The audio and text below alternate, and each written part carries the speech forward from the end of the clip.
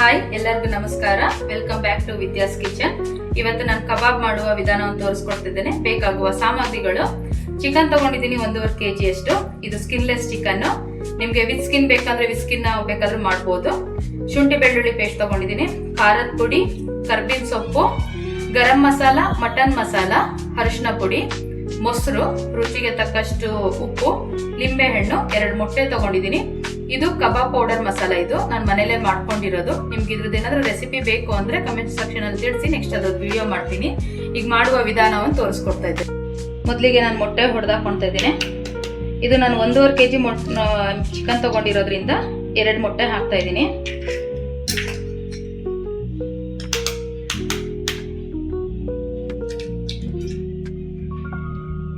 ಈ ಮೊಟ್ಟೆ ಹಾಕಿದ್ಮೇಲೆ ಚೆನ್ನಾಗಿ ಬೀಟ್ ಮಾಡ್ಕೋಬೇಕು.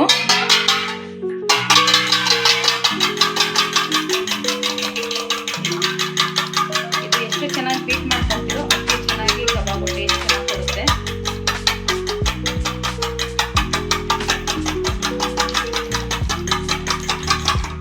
ಮೊಟ್ಟೆ ಬೀಟ್ ಮಾಡ್ಕೊಂಡಿದ್ದೀನಿ. ಈಗ ಇದಕ್ಕೆ ಶುಂಠಿ ಬೆಳ್ಳುಳ್ಳಿ ಪೇಸ್ಟ್ ಹಾಕ್ತಾ ಇದ್ದೀನಿ. ನಾನು 1.5 kg ತಗೊಂಡಿರೋದ್ರಿಂದ 3 ಸ್ಪೂನ್ ಅಷ್ಟು ಶುಂಠಿ ಬೆಳ್ಳುಳ್ಳಿ ಪೇಸ್ಟ್ ಹಾಕ್ತಾ ಇದ್ದೀನಿ. ಈಗ 2 ಸೈಡ್ ನೀಟಾಗಿ ಇದು ಮಾಡ್ಕೊಳ್ಳಿ.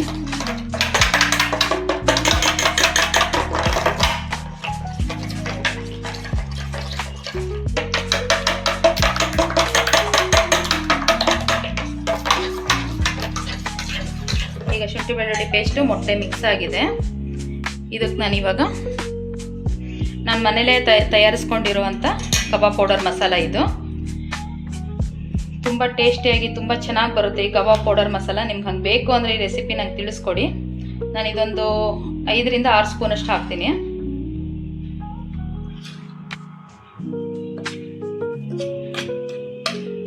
ಇದೊಂದು 6 ಸ್ಪೂನ್ಸ್ ತೊಗೊಂಡಿದ್ದೆ. 6 ಸ್ಪೂನ್ಸ್ ಹಾಕಿದ್ದೀನಿ. ಈಗ ನಿಮಗೆ ಖಾರಕ್ಕೆ ಎಷ್ಟು ಬೇಕೋ, ನಾವು ಒಂಚೂರು ಖಾರ ಸ್ವಲ್ಪ ಜಾಸ್ತಿ ತಿನ್ನೋದು, ಹಾಗಾಗಿ ನಾನು ಖಾರ ಹಾಕ್ಕೊಳ್ತಾ ಇದ್ದೀನಿ. ನಿಮಗೆ ಖಾರ ಸ್ವಲ್ಪ ಕಮ್ಮಿ ಬೇಕು ಅಂದರೆ ಕಮ್ಮಿನೂ ಹಾಕ್ಕೋಬೋದು. ನಾನೊಂದು 4 ಸ್ಪೂನ್ ಖಾರದ ಪುಡಿ ಹಾಕ್ಕೊಳ್ತೀನಿ ಇವಾಗ.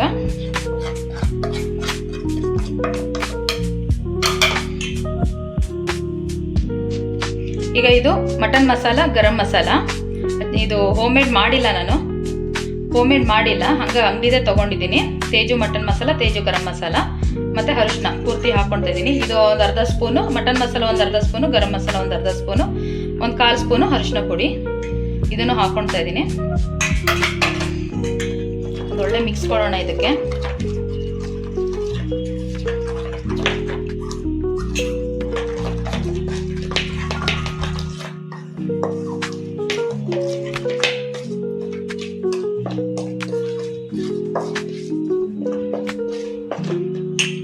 ಇದಕ್ಕೆ 1-2 ಸ್ಪೂನ್ ಅಷ್ಟು ಮೊಸರನ್ನು ಹಾಕ್ತಾ ಇದ್ದೀನಿ.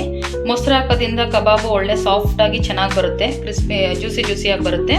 ಹಾಗಾಗಿ ಮೊಸರು ಹಾಕಿದ್ರೆ ಒಳ್ಳೆ ಟೇಸ್ಟು ಸಿಗುತ್ತೆ ಮತ್ತು ಜ್ಯೂಸಿಯಾಗಿ ಚೆನ್ನಾಗೂ ಅನಿಸುತ್ತೆ.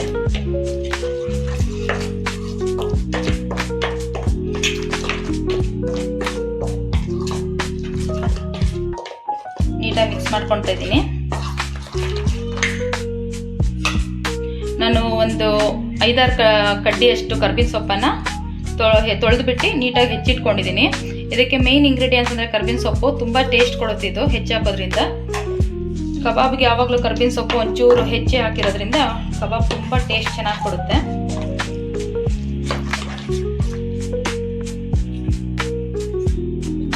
ಈಗ ಉಪ್ಪು ಹಾಕ್ತಾ ಇದ್ದೀನಿ. ಉಪ್ಪು ನಿಮ್ಗೆ ಎಷ್ಟು ರುಚಿಗೆ ಎಷ್ಟು ಬೇಕಷ್ಟು ನೋಡಿ ಹಾಕಿ. ನಾನಿಲ್ಲಿ 1.5 ಸ್ಪೂನ್ ಅಷ್ಟು ಹಾಕ್ತೀನಿ.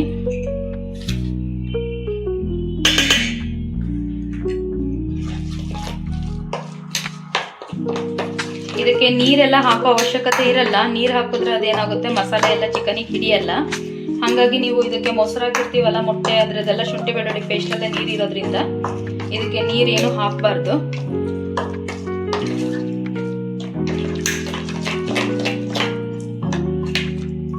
ಈಗ ಲೆಮನ್ ಹಾಕ್ತಾ ಇದ್ದೀನಿ.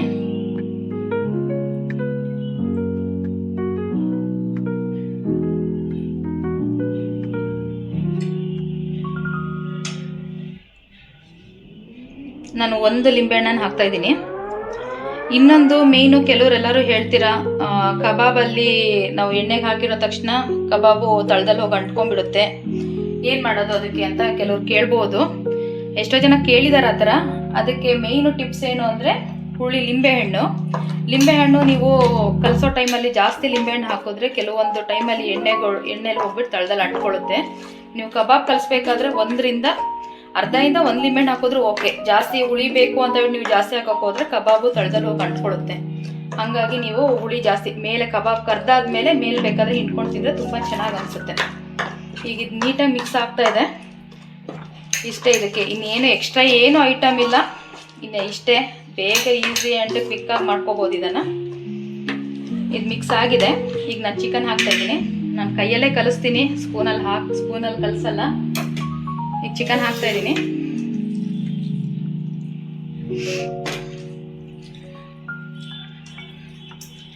ನಮ್ಮ ಮನೇಲಿ ಸ್ಕಿನ್ಲೆಸ್ ತಿನ್ನೋದ್ರಿಂದ ಹಂಗಾಗಿ ಸ್ಕಿನ್ಲೆಸ್ಸೇ ತೊಗೊಂಬಂದಿರೋದು. ಕೆಲವ್ರಿಗೆ ಕಬಾಬಲ್ಲಿ ವಿತ್ ಸ್ಕಿನ್ ಇದ್ರೆ ತುಂಬ ಇಷ್ಟ ಆಗುತ್ತೆ. ನೀವು ಬೇಕಂದರೆ ವಿತ್ ಸ್ಕಿನ್ನಿಂದನೂ ಮಾಡ್ಕೊಳ್ಳಿ, ತುಂಬ ಟೇಸ್ಟ್ ಕೊಡುತ್ತೆ. ಆದರೆ ನಮ್ಮ ಮನೇಲಿ ಮಕ್ಕಳೆಲ್ಲ ತಿನ್ನಲ್ಲ ಅಂತ ಹೇಳ್ಬಿಟ್ಟು ವಿತೌಟ್ ಸ್ಕಿನ್ನ ತರಿಸೋದು. ಈಗ 1.5 kg ಅಷ್ಟು ನಾನು ಚಿಕನ್ ತೊಗೊಂಡಿರೋದು.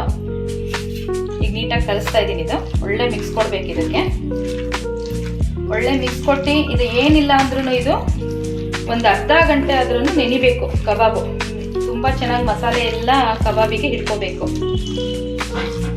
ನೀಟಾಗಿ ನೆಂದು ಅರ್ಧ ಗಂಟೆ ಬಿಟ್ಟು ಆಮೇಲೆ ಅದನ್ನು ತೆಗೆದು ಇವಾಗ ಕಲಿಸ್ಬಿಟ್ಟು ಒಂದು ಅರ್ಧ ಗಂಟೆ ಫ್ರಿಜ್ಜಲ್ಲಿ ಇಟ್ಬಿಡಿ. ಅಕಸ್ಮಾತ್ ಏನಾದರೂ ಅದ್ರ ಮೇಲೆ ಫ್ರಿಜ್ ಇಲ್ಲ ಅನ್ನೋರು ಅದನ್ನು ಕಲಸಿ ಒಂದು ಅರ್ಧ ಗಂಟೆ ನೀಟಾಗಿ ಮುಚ್ಚಿಟ್ಬಿಡಿ. ಆಮೇಲೆ ಬೇಕಾದರೆ ಒಂದು ಅರ್ಧ ಗಂಟೆ ಬಿಟ್ಟು ಒಂದು ಮುಕ್ಕಾಲು ಗಂಟೆ ಬಿಟ್ಟು ಮಾಡಿದ್ರು ತುಂಬ ಟೇಸ್ಟ್ ಕೊಡುತ್ತೆ. ಸಾಫ್ಟಾಗಿ ಚೆನ್ನಾಗಿ ಜ್ಯೂಸಿಯಾಗಿ ತುಂಬ ಟೇಸ್ಟಿಯಾಗಿರುತ್ತೆ ಈ ಕಬಾಬು. ಮತ್ತು ನಾವಿದು ಕಬಾಬ್ ಪೌಡರು ಮನೇಲೇ ಮಾಡಿರೋದ್ರಿಂದ ಹೆಲ್ದಿಯಾಗೂ ಇರುತ್ತೆ, ಟೇಸ್ಟಿಯಾಗಿರುತ್ತೆ. ಇದರಲ್ಲಿ ಹಾಗೆ ಮಾಡೋದ್ರಿಂದ ಕೆಲವರೆಲ್ಲ ಟೇಸ್ಟ್ ಬರಲಿ ಅಂತ ಟೇಸ್ಟಿಂಗ್ ಸಾಲ್ಟ್ ಹಾಕ್ತಾರೆ. ಅವೆಲ್ಲ ನಾವು ಇದರಲ್ಲಿ ಹಾಕಿರಲ್ಲ. ನಿಮಗೆ ಕಬಾಬ್ ಪೌಡರ್ ಬೇಕು ಅಂದರೆ ಕಮೆಂಟ್ ಸೆಕ್ಷನಲ್ಲಿ ತಿಳಿಸಿ, ಹೇಳ್ಕೊಡ್ತೀನಿ. ಇದಿಷ್ಟೇ ಇದೀಗ. ಈಗೆಲ್ಲ ನೀಟಾಗಿ ಮಿಕ್ಸ್ ಆಗಿದೆ. ಇದು ಏನಿಲ್ಲ, ಇದು ಇನ್ನೊಂದು ಅರ್ಧ ಗಂಟೆ ನಾನು ಡೀಪ್ ಫ್ರಿಜ್ಜಲ್ಲಿ ಬಿಡ್ತೀನಿ. ಒಂದು ಸ್ವಲ್ಪ ನೀಟಾಗಿ ನೆನ್ಕೊಳ್ಳಿ. ಆಮೇಲೆ ಅರ್ಧ ಗಂಟೆ ಬಿಟ್ಟು ಕರಿಯೋಣ ಅಂತ. ಈಗ ಇದನ್ನು ಕಬಾಬನ್ನು ನಾನು ಕಲಸಿಟ್ಟಿರೋದು ಅರ್ಧದಿಂದ ಮುಕ್ಕಾಲು ಗಂಟೆವರೆಗೂ ನಾನು ನೆನೆಯಕ್ಕೆ ಬಿಟ್ಟಿದ್ದೆ. ಈಗ ಇದು ನೆಂದಿದೆ. ಈಗ ನಾನು ಹಾಗೇ ಒಂದು ಸೈಡು ಎಣ್ಣೆ ಇಟ್ಕೊಂಡಿದ್ದೀನಿ. ಬಾಣಲಿ ಬಿಸಿಗಿಟ್ಟು ಅದು ಎಣ್ಣೆ ಹಾಕಿಟ್ಟಿದ್ದೀನಿ. ಎಣ್ಣೆ ಕಾಯ್ತಾ ಇದೆ. ಇದು ಎಣ್ಣೆ ಸ್ವಲ್ಪ ನೀಟಾಗಿ ಜಾಸ್ತಿ ಕಾದಿರಬೇಕು. ತಣ್ಣಗಿರೋ ಎಣ್ಣೆಲಿ ಹಾಕೋಕೆ ಹೋಗಬೇಡಿ, ಮಸಾಲೆ ಎಲ್ಲ ಬಿಟ್ಕೊಂಡ್ಬಿಡುತ್ತೆ. ಎಣ್ಣೆ ಸ್ವಲ್ಪ ನೀಟಾಗಿ ಕಾದ್ಮೇಲೆ ಆಮೇಲೆ ಕಬಾಬ್ ಬಿಡಬೇಕು. ಈಗ ಎಣ್ಣೆ ಕಾದಿದೆ. ನಾನು ಕಬಾಬ್ ಹಾಕ್ತಾ ಇದ್ದೀನಿ.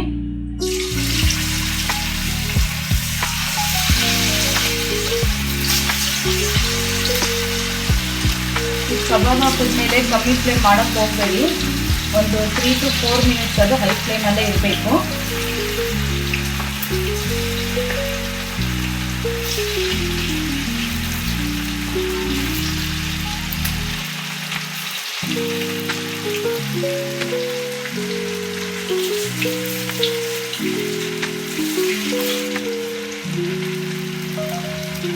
ಹಾಕ್ಕೊಂಡಿದ್ದೀನಿ.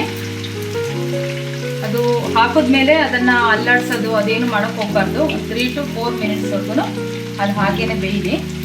ಬೆಂದಮೇಲೆ ಒಂದು 3 to 4 ಮಿನಿಟ್ಸ್ ಆದಮೇಲೆ ಅದನ್ನು ತಿರುಗಿಸಿ. ಈಗ ಕಬಾಬ್ ಬೆಂದಿದೆ. ಇದು ಈಗ ನಾನು ತೆಗಿತಾ ಇದ್ದೀನಿ. ಇದು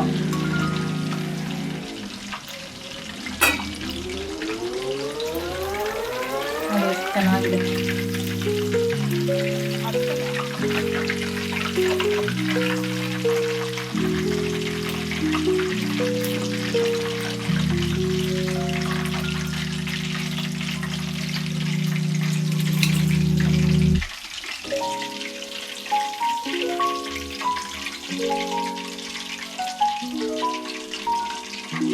ಇವಾಗ ಇದು ರೆಡಿಯಾಗಿದೆ.